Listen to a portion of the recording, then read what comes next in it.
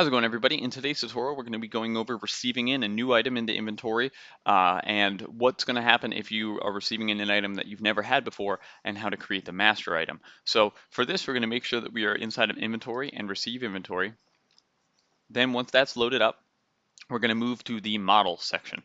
Now here we're going to type in or scan in the model that we're receiving in. Now this is going to be a new item. This is an SMG920A. Now this is a Samsung Galaxy S6 AT&T phone. So we've never had this in the system before. So as soon as you click into the next field, it would say that the model's never been found.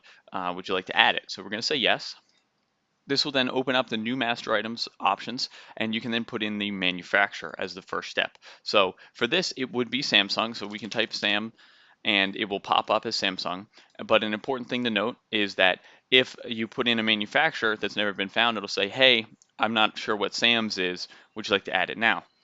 By clicking yes, it opens up the create a new manufacturer, and you can put in a description that correlates back to that manufacturer and hit OK. But we're not going to do that. So here we are, Samsung.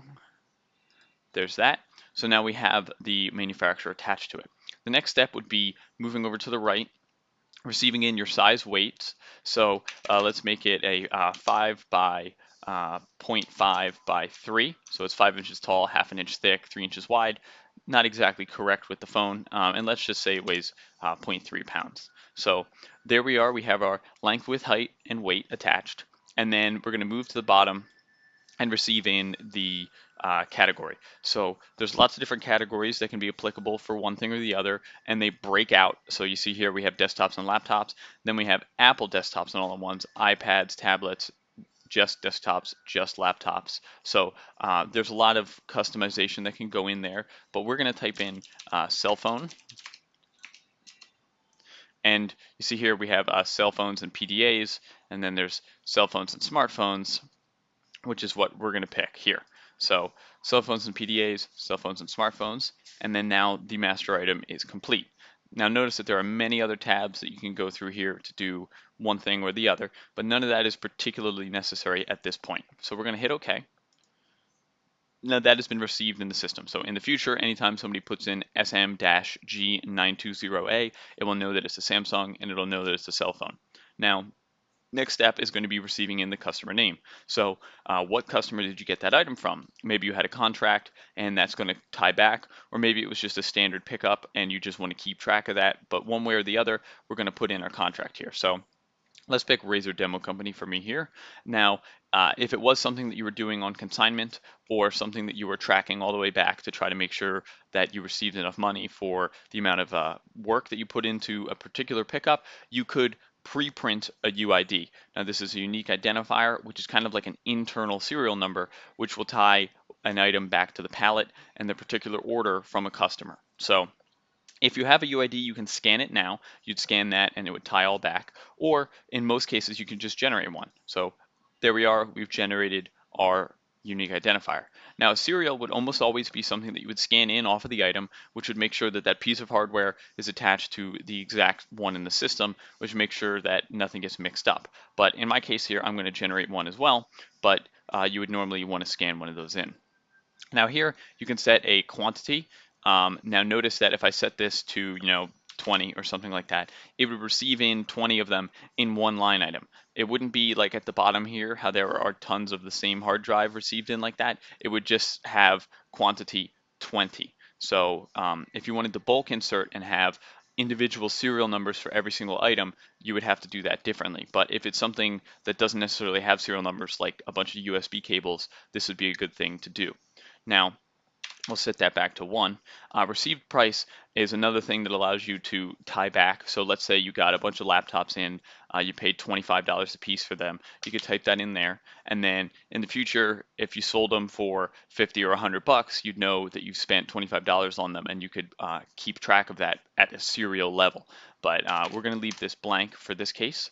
Now, condition is going to be pretty obvious. It's going to be whether it's new, used, refurbished, as is, testing required, repair, whatever condition you want to put it into. Let's put this one in as used. Cosmetics is an optional field. You can put in things in there such as blemishes, scratches, missing feet, things of that sort, but it's not something that you always have to add. then you're going to assign a location to it. You can generate a location and have it pick one for you, which will just pull in using the location algorithms. It knows how big the item is, it knows how much the item weighs, and it'll find the best spot for it. Important thing to note, if you have a box somewhere that has 15 of these cell phones in it already and you receive it in, the algorithm would automatically put it in that box with the other 15 if there was room, so that you wouldn't have to go to 10 different boxes to pick 15 items for a sales order. Now, special items you can set to a unique item if it's something that is going to be the same part number as other things, but needs to be independently qualified. So if you want to take pictures of it and list it as its own thing, like let's say it's a very expensive laptop and it has a couple scratches, you don't want it to just get sold with your grade A perfect ones because customers might get upset. So you could set it as a unique item. And a virtual item is something different as well. But for here, we're just going to set it as none. Notes is also pretty straightforward. You can just type in, slight scratch, whatever you would be interested in putting in there. It would be able to be viewed in the system when you're looking at it. Or you could put something internal there like on this shelf or that shelf. Whatever you need inside of your company can be set there. Now, for a cell phone, these are the attributes that are assigned to it: grade, defect, and service provider.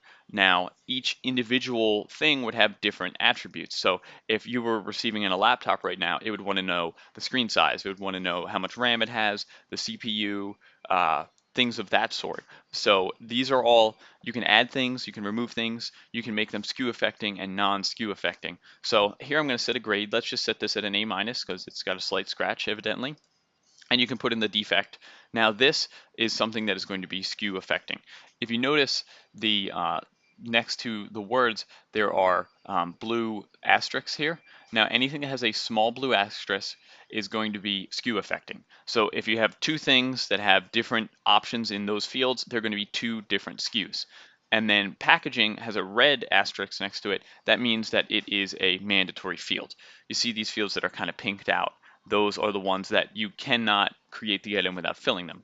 So for a defect, if we put something in there, it would make it a different item. So if we had 3 cell phones, one of them had a scratch on the back, one of them had a scratch on the front, and one of them was perfect, they would be 3 different SKU numbers. You can obviously leave that blank and move down to the service provider here, which is either AT&T, Sprint, or Unlocked in our case. We could add something new in there, such as Verizon, but this one is AT&T, so I'm going to hit that. And then now the item is done. It's fully received at this point, everything we want to type in, and now we're going to move to the bottom right, and there's 2 options here. You notice there's create and clear, or there's just create. So if you hit create and clear, it will wipe all of this information out, and you'll move forward as if you just opened the web browser. But if you hit create, it will actually leave everything there. So let's give an example of that. I'm going to hit create. I was going to say, would you like to print a label? You can say yes and put the label on the item. I'm going to say no here. Now, you'll notice that everything's exactly the same. So at this point, if you had another cell phone that you wanted to receive in, you could just scan or generate the unique identifier. We'll say yes. And then once again, we'll generate the serial. Serial number is not blank. Would you like to refill it? Yes. And then here we are. This is going to be a whole nother cell phone that easily. So if you have a whole bunch of laptops, it would be very quick to generate a bunch of them. Now, if you hit create and clear, would you like to print a label? I'm going to say no again. Boom, everything's wiped out, and you can move forward to inventory a new item.